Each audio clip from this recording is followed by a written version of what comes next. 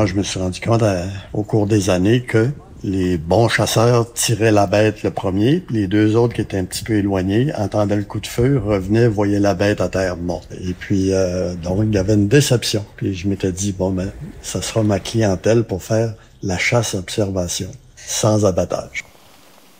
On est parti? Avez-vous confiance? Ah oui. Oui, super. Ben, j'aime ça que vous appréciez ces ambiances-là. C'est vraiment... On écoute bien aussi si jamais on entend un call. Ça, c'est une belle ambiance. C'est comme si on entrait dans une cathédrale. Hein? Voilà la caméra. Une minute qui est passée. Hier soir. Traverser ici. Et rentrer. La chasse-observation sans abattage, c'est une vraie chasse.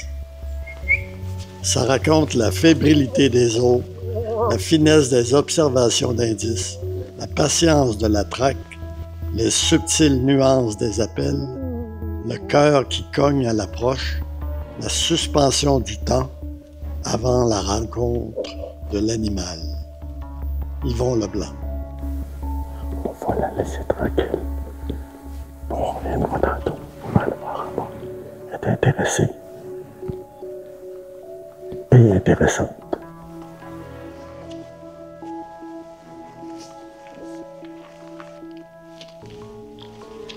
Ils sont venus boire. Ils sont pas loin.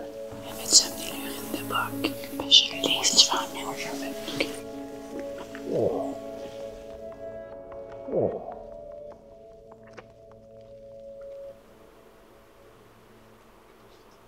Tu vois ce qu'ils mangent? Ça, c'est de l'érable à épis partout ici, tu vois. Là. Ça, c'est un orignal qui est venu gratter avec son panache. C'est un joli mâle tétra.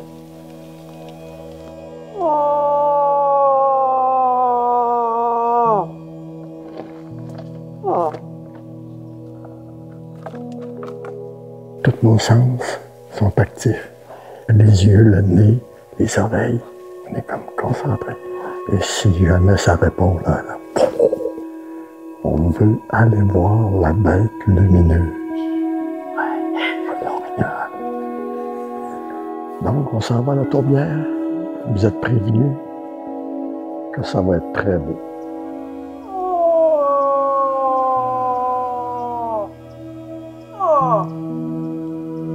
Le groupe précédent, j'ai fait sortir un boc, c'est un beau boc. Là. On a entendu un raté, on a entendu crac, crac, crac. Puis à un moment donné, il est sorti. La moyenne de réussite de chasse au Québec en 2023 est de 17% environ. Et ici, c'est quand même 80% de succès.